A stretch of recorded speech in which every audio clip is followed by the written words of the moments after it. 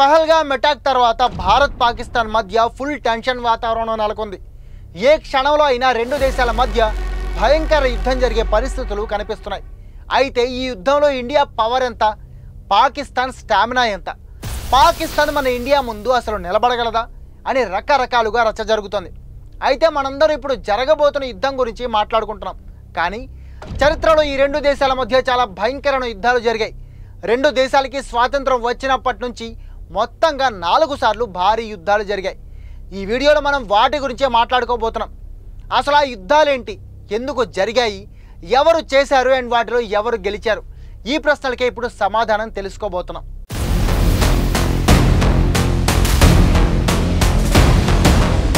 1947లో భారతదేశానికి 300 ఏళ్ల బ్రిటిష్ బానిస పాలన నుంచి విముక్తి లభించడంతో స్వతంత్ర దేశంగా ఏర్పడింది భారత్. అదే సమయంలో తెల్లోడి కుట్రలో భాగంగా మనకి పక్కలో బల్లెంలా భారతదేశం నుంచి విడిపోయి ముక్కలుగా విడిపోయిన పాకిస్తాన్ స్వతంత్ర దేశంగా ఏర్పడింది. అక్కడి నుంచే రెండు దేశాల మధ్య వైరం మొదలైంది. ముఖ్యంగా జమ్మూ కాశ్మీర్ని ఆక్రమించుకోవడానికి పాకిస్తాన్ ఆనాటి నుంచి చేయని ప్రయత్నం లేదు. దానివల్లే భారత్ పాకిస్తాన్ మధ్య మొత్తం 4 సార్లు భారీ యుద్ధాలు జరిగాయి. అందులో మొదటిది 1947-48 కాశ్మీర్ యుద్ధం. 1947-48 కాశ్మీర్ యుద్ధం గురించి మాట్లాడుకుంటే ఈ యుద్ధం జరగడానికి కారణం కాశ్మీర్ని ఎలాగైనా సొంతం చేసుకోవాలనుకునే పాకిస్తాన్ కన్నింగ్ మెంటాలిటీనే. అప్పట్లో కాశ్మీర్ ప్రాంతం కూడా భారతదేశంలోని 565 సంస్థానాల్లో ఒకటిగా ఉండేది. మిగిలిన సంస్థానాలన్నింటినీ సర్దార్ వల్లభాయ్ పటేల్ మాస్టర్ మైండ్ వల్ల భారత్లో కలిసిపోయాయి.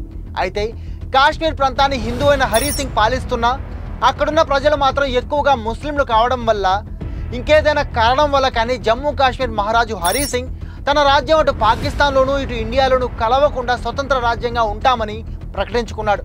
కానీ స్ట్రాటజిక్గా ఇండియాని డామినేట్ చేయాలంటే కాశ్మీర్ ప్రాంతం పాకిస్తాన్కి చాలా ఇంపార్టెంట్. అందుకే ఆ ప్రాంతాన్ని ఎలాగైనా వాళ్ళ దేశంలో కలుపుకోవాలనే ఉద్దేశంతో పష్తూన్ మిలిటెంట్లని కాశ్మీర్లోకి పంపించి ఉన్నట్లుండి మిలిటరీ ఆపరేషన్ స్టార్ట్ చేసింది పాకిస్తాన్. ఇది తెలిసిన వెంటనే హరి సింగ్ భయంతో భారత్ని సహాయం కోరాడు. భారత్ కూడా ఆ అవకాశాన్ని యూజ్ చేసుకుని సహాయం చేయాలంటే జమ్మూ కాశ్మీర్ని భారత్లో విలీనం చేయాలని కండిషన్ పెట్టింది. హరి సింగ్ అందుకు ఒప్పుకొని ఇన్స్ట్రుమెంట్ ఆఫ్ యాక్సెషన్ అనే ఒప్పందంపై సంతకం చేశాడు.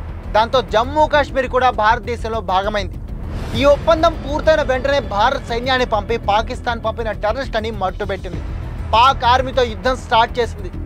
మొదటి విడతగా శ్రీనగర్ ప్రాంతం పాకిస్తాన్ చేతుల్లోకి వెళ్లకుండా రక్షించగలిగింది. కానీ ఆ యుద్ధం ఏడాది పాటు జరిగింది. 1947 నవంబర్లో స్టార్ట్ అయిన యుద్ధం 1948 జూలై వరకు కంటిన్యూ అయింది.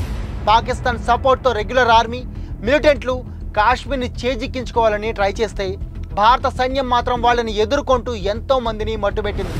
కానీ అప్పటికే గిల్గిట్ బాల్టిస్తాన్, ముజఫరాబాద్ ప్రాంతాలని మాత్రం పాక్ స్వాధీనం చేసేసుకుంది. అదే టైంలో అప్పటి భారత ప్రధాని నెహ్రూ ఐక్యరాజ్య సమితి సహాయం కోరడంతో యుఎన్ జోక్యం చేసుకుని యుద్ధాన్ని ఆపాలని చెప్పింది.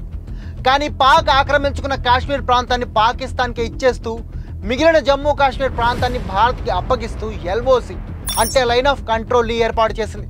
అదే టైంలో 1949 జనవరిలో సీజ్ ఫైర్ ఒప్పందాన్ని కుదిర్చింది. అంటే ఈ యుద్ధం వల్ల కాశ్మీర్ 2 ముక్కలుగా విడిపోయింది. జమ్మూ కాశ్మీర్ వ్యాలీ, లదాఖ్ భారత్ ఆధీనంలోకి వస్తే ఆజాద్ కాశ్మీర్, గిల్గిట్ బాల్టిస్తాన్ మాత్రం పాకిస్తాన్ ఆక్రమణలోకి వెళ్ళిపోయాయి. యుఎన్ జోక్యంతో ఈ యుద్ధం ముగిసిన కాశ్మీర్ ఇష్యూ అనేది భారత్ పాకిస్తాన్ మధ్య ఆరని మంటగా మిగిలిపోయింది. ఆ తర్వాత కూడా ఎన్నో యుద్ధాలకి కారణమైంది. 1965 tiger hills war, Bharat Pakistan మధ్య జరిగిన రెండో యుద్ధం 1965 టైగర్ హిల్స్ వార్. ఈ యుద్ధం దాదాపు 17 రోజుల పాటు భారత్ పాక్ మధ్య జరిగింది. 1962లో చైనాతో జరిగిన యుద్ధంలో భారత్ ఓడిపోవడంతో మన దేశం బలహీనపడిందని అనుకున్న పాకిస్తాన్ కాశ్మీర్ని స్వాధీనం చేసుకోవడానికి ఆపరేషన్ జిబ్రాల్టర్ అనే కుట్రకి బీజం వేసింది.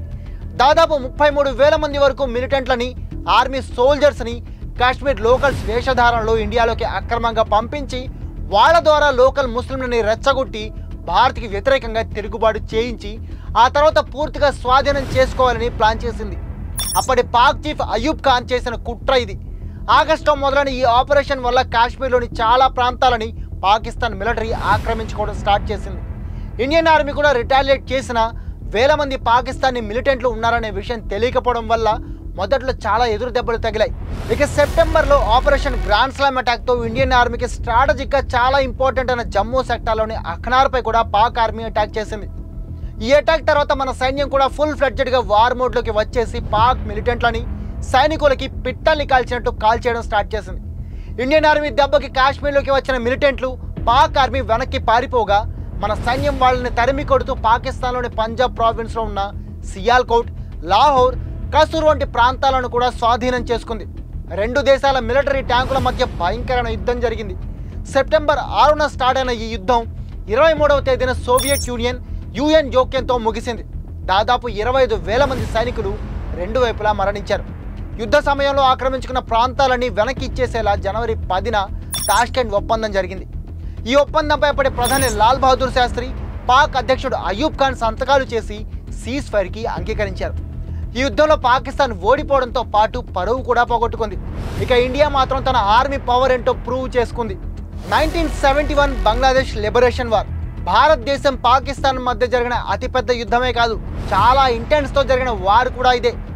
1947లో భారత్ పాకిస్తాన్ విడిపోయినప్పుడు భారత్ ఎడమ వైపు ఉన్న ప్రాంతాన్ని ఈస్ట్ పాకిస్తాన్గా, కుడి పక్కన ఉన్న ప్రాంతాన్ని వెస్ట్ పాకిస్తాన్గా ఇచ్చేశాం. కానీ ఈస్ట్ పాకిస్తాన్లో బెంగాలీలు ఎక్కువగా ఉండడం, వాళ్ళ జనాభా ఎక్కువగా ఉన్నప్పటికీ వెస్ట్ పాకిస్తాన్ కావాలని వాళ్ళని అణిచివేయడానికి ట్రై చేయడం, అన్నిటికంటే ముఖ్యంగా వాళ్ళ భాష బెంగాలీని ఉర్దూతో రీప్లేస్ చేయడానికి ట్రై చేయడంతో ఈస్ట్ పాకిస్తాన్లో గొడవలు మొదలయ్యాయి. అదే టైంలో 1970లో పాకిస్తాన్లో జరిగిన ఎన్నికల్లో షేక్ ముజీబుర్ రెహమాన్కి సంబంధించిన అవామీ లీగ్ సూపర్ విక్టరీ సాధించింది. కానీ ఆల్రెడీ ఈస్ట్ పాకిస్తాన్లో ఉన్న బెంగాలీలని అణిచివేయడానికి ట్రై చేస్తున్న వెస్ట్ పాకిస్తాన్ లీడర్లకి ఇది నచ్చలేదు. దీంతో ఆ ఎన్నికని రద్దు చేసింది. ఈ విషయం తెలియగానే ఈస్ట్ పాకిస్తాన్లో ప్రజలు వెస్ట్కి వ్యతిరేకంగా తిరుగుబాటు స్టార్ట్ చేశారు. ఈ తిరుగుబాటుని అణిచివేయడానికి వెస్ట్ లీడర్లు ఆపరేషన్ సెర్చ్ లైట్ స్టార్ట్ చేశారు. లక్షల మంది బెంగాలీలను చంపేశారు.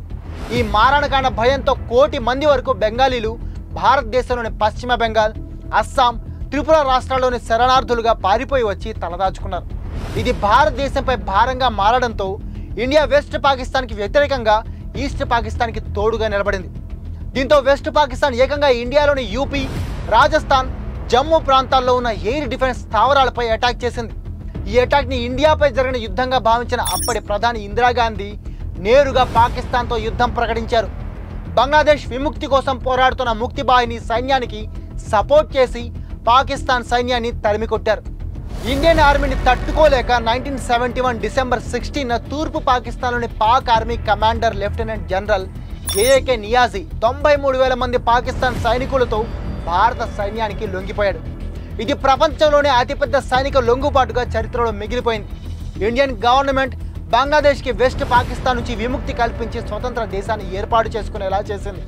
ఈ యుద్ధం తర్వాత మన ప్రధాని ఇందిరాగాంధీతో అప్పటి పాక్ ప్రధాని జుల్ఫికర్ అలీ భుట్టో సిమ్లా ఒప్పందం చేసుకున్నారు. ఈ ఒప్పందంతో ఎల్ఓసిని రెండు దేశాలు అధికారికంగా ఒప్పుకుంటున్నట్లయింది. 1999 కార్గిల్ వార్. భారత్ పాకిస్తాన్ మధ్య జరిగిన చివరి యుద్ధం 1999 కార్గిల్ వార్. ఈ యుద్ధం 1999లో మే నుంచి జూలై వరకు దాదాపు 2 నెలల పాటు జరిగింది. సిమ్లా ఒప్పందం తర్వాత కూడా కాశ్మీర్పై పాకిస్తాన్ కుట్రలు ఆగలేదు. 1999లో కొంతమంది పాకిస్తాన్ ఆర్మీ సోల్జర్స్ టెర్రరిస్టా ముసుగులో ఎల్ఓసి దాటి భారత్లోకి ఎంటర్ అయి కార్గిల్, ద్రాస్, బటాలిక్, టైగర్ హిల్స్ వంటి ఎత్తైన పర్వత ప్రాంతాలను ఆక్రమించుకున్నారు. ఈ విషయం తెలుసుకున్న ఇండియన్ ఆర్మీ ముందు వాళ్ళని టెర్రరిస్టులు అనుకుని వాళ్ళని తరిమి కొట్టే ప్రయత్నం చేసింది. కానీ ఆ తర్వాత వాళ్ళు పాక్ ఆర్మీ సోల్జర్స్ అని కనిపెట్టింది. బట్ అప్పటికే కార్గిల్ వరకు పాక్ ఆర్మీ వచ్చేసింది. దీంతో Indian government operation Vijay start చేసి ఫుల్ ఫ్లెడ్జెడ్గా సైన్యాన్ని రంగంలోకి దించింది. కానీ ఆక్సిజన్ లేకపోవడం, మంచు వల్ల మన ఆర్మీ చాలా ఇబ్బందులు పడాల్సి వచ్చింది. దానికి తోడు కొండలపైన పాగా వేసిన పాక్ ఆర్మీకి ఇండియన్ సోల్జర్స్ ఈజీ టార్గెట్ కావడంతో పాకిస్తాన్ సైనికులు గుట్టల మధ్య దాక్కుని మరీ అటాక్ చేశారు. దీంతో captain Vikram Batra, lieutenant Anuj Nayar, grenadier Yogendra Yadav వంటి 500 మందికి పైగా ఇండియన్ సోల్జర్స్ అమరులయ్యారు. అయితే చివరికి ఈ యుద్ధంలో ఇండియన్ ఆర్మీ గెలిచింది. జూలై 26న పాక్ సైనికులను తరిమి కొట్టి వాళ్ళ ఆధీనంలో ఉన్న ఇండియన్ ప్రాంతాలని మళ్ళీ స్వాధీనం చేసుకుంది ఇండియా. అప్పటి నుంచి ప్రతి ఏడాది జూలై 26న కార్గిల్ విజయ్ దివస్గా మనం జరుపుకుంటూ వస్తున్నాం. ఇవి భారత్ పాకిస్తాన్ మధ్య జరిగిన 4 భయంకరమైన యుద్ధాలు. ఇవే కాకుండా సరిహద్దుల దగ్గర భారత సైనికులే టార్గెట్గా పాకిస్తాన్ ప్రతిరోజు కాల్పులు జరుపుతూ ఉంటుంది. ఇలాంటి ఘటనల్లో ఇప్పటి వరకు ఎంతోమంది భారత సైనికులు అమరులయ్యారు. పాకిస్తాన్ ఇంత చేస్తున్నా, ఇన్నిసార్లు మన చేతిలో దారుణంగా ఓడినా మనం మాత్రం శాంతి కపోతాల కంటే అమాయకంగా 1949లో కాశ్మీర్లోని మన భూభాగాలని వాళ్ళకి ఇచ్చేశాం. 1965లో పాకిస్తాన్ సైనికులను తరిమి కొట్టి ఆక్రమించుకున్న ఆ దేశ భూభాగాలని అడుగు భూమి కూడా తీసుకోకుండా తిరిగిచ్చేశాం. 1971 యుద్ధంలో బందీలుగా లొంగిపోయిన 93,000 మంది పాకిస్తాన్ సైనికులని గౌరవంగా తిరిగి ఆ దేశానికి అప్పగించాం. అప్పుడు కూడా పీఓకే ఇండియాకి ఇచ్చేయాలని షరతులు పెట్టకుండా అది వాళ్ళదే అన్నట్టుగా సిమ్లా ఒప్పందం చేసుకున్నాం. 1999 కార్గిల్ యుద్ధంలో కూడా మన ప్రాంతాలను కాపాడుకోవడానికి ట్రై చేశామే కానీ పాక్ భూభాగాలను ఆక్రమించుకోవడానికి ట్రై చేయలేదు. ఇదంతా చూస్తుంటే ఓ ఉగ్రదేశం పైన కూడా ఇంత జాలి దయా చూపించి వాళ్ళని భాయ్ భాయ్ అని పిలిచే అమాయకత్వం మన దేశానికి తప్ప ఇంకే దేశానికి ఉండదేమో అనిపిస్తుంది. మరి ఈసారైనా ఈ అమాయకత్వాన్ని కాస్త పక్కన పెట్టి వాళ్ళు చేసిన టెర్రర్ అటాక్కి ధీటుగా మళ్ళీ ఇండియా వైపు ముఖ్యంగా కాశ్మీర్ వైపు చూడాలంటేనే ప్యాంటు తడిచిపోయే రేంజ్లో బుద్ధి చెప్తారో లేదో చూడాలి. మరి మీరేమంటారు? ఈసారి మన సైన్యం పాకిస్తాన్కి ఏ రేంజ్లో బుద్ధి చెప్పాలని మీరు కోరుకుంటున్నారు? మీ ఒపీనియన్ కామెంట్ చేసి చెప్పండి.